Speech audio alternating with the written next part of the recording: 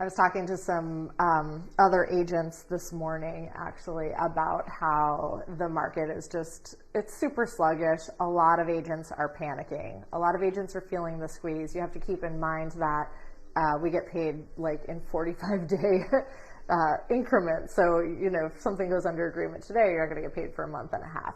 And there's a lot of agents out there that are living paycheck to paycheck. And I think that this panicking is resulting in some poor behavior from agents. So first of all, record low sales in October, and the sales in October surpassed the 2008 financial crisis levels. So they're really low. They say it's actually the slowest market in 35 years.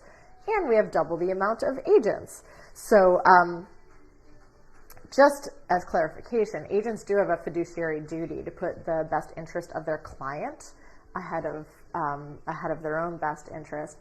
But sometimes human nature takes over, and if somebody needs to pay a bill, I'm personally seeing it in business. I'm seeing agents make mistakes and do things that maybe aren't in their client's best interests. So things that I'm seeing and things that I was chatting about with another agent this morning is that we are seeing agents, like buyer agents that are representing, that are from, I've got some deals with people like up in the Auburn, Maine region right now, which is hours away from here, representing people who live here on purchases here. And so that's kind of, again, putting maybe their interest ahead of their buyers. Contracts with lots of mistakes on them.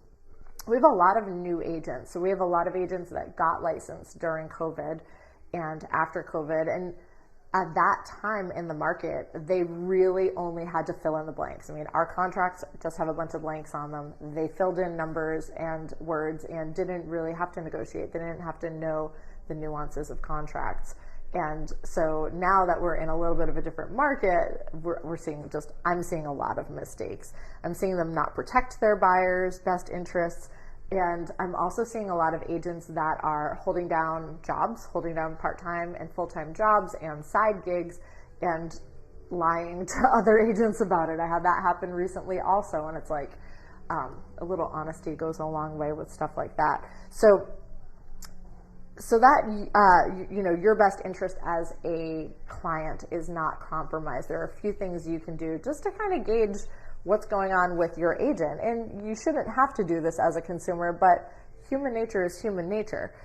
If an agent is in a rush to get you to sign something or forces you into a contract when you're not ready for it, that might be an indicator that they are in panic mode, trying to get a paycheck. If an agent doesn't explain to you all of the ins and outs of a contract, if they just are filling in blanks and have you sign a contract without saying, hey, here are our options here, you can do a higher amount of escrow to blah, blah, blah, or a lower amount of escrow to protect yourself. If they're just filling in numbers or saying, oh, well, this is customary, again, might not be working in your best interest, but might be trying to just get a paycheck at this point.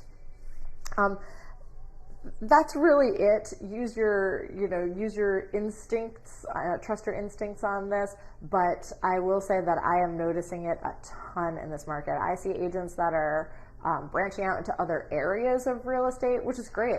Listen, I don't fault anybody for it. We all need to make some money here, but as a consumer, there could be a lot of damage done financially to you by somebody, taking a desperate measure. If you've got questions about real estate, feel free to reach out. Again, I am not for everyone, and you have a lot of options in this market, but if you think we'd be a good fit, I'd be happy to discuss working with you. Have a great day.